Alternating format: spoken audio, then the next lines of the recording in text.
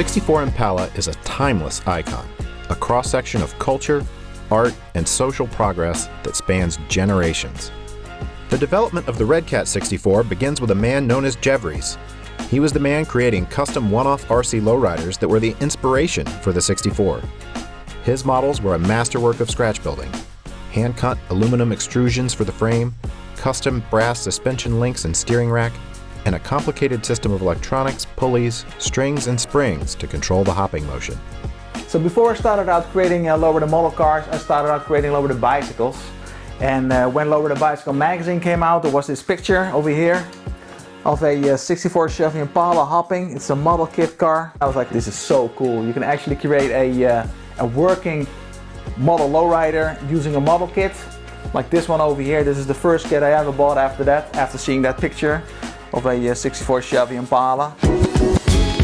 Well, when I started out, I used very basic components like small DC motors on the chassis with a fishing line that's pulling the front suspension down to make it hop. Later on, I added motors to make it drive and steer, adding lights and sounds. And eventually, I tried to challenge myself even more by building those mini truck bed dancers. It can spin and it can tilt to the side. A friend of mine who lived in the US, he had one of those 67 Chevy Impalas made by Radio Shack. And he asked me, well, do you think you can make it hop? And I'm like, yeah, I think so, I can make it hop. Once I figured out how much weight I need to use to make it hop nice and slow, like the real thing, I was just super excited about it. And I forgot about line control model cars and completely went with the RC Lowrider cars. In 2016, Redcat's founder discovered the work Jevries was doing and identified a market for these special vehicles. Redcat developed a partnership with Jevries to start developing a model for mass production. This is where I came in. I'm Matt Jackson, Director of Engineering for Redcat. My first task was to re-engineer the Jevries model into a product that could be mass-produced. The original model may have been a masterwork of DIY design, but the pulleys, strings, and springs that controlled the hopping were not reliable enough for a commercial product. At first we experimented with solenoids, but we found solenoids were unable to produce the necessary force for reliable hopping. From there, it was decided that a servo would be used, as we could adjust the hopping performance by modifying the length of the servo horn.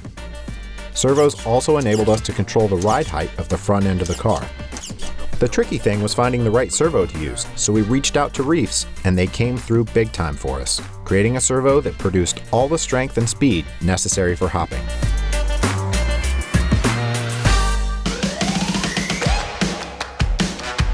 The next roadblock in development was the radio design.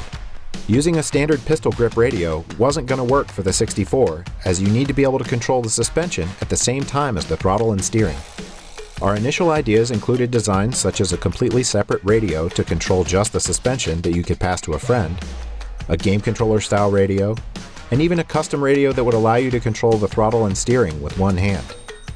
In the end, we worked with FlySky to develop a highly modified 6-channel aircraft radio to meet the very specific needs of RC lowriders. The next major hurdle in production may have been the most important, the body design. The 64 Impala is an iconic vehicle.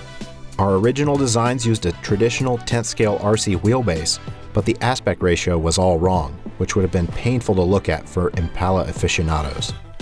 So we sent as many 64 photos as we could find to our body designer. We even 3D laser scanned a die-cast model to get extremely accurate measurements for the design. The result is a 5-piece body that accurately achieves all the iconic lines of the 1964 Chevy Impala.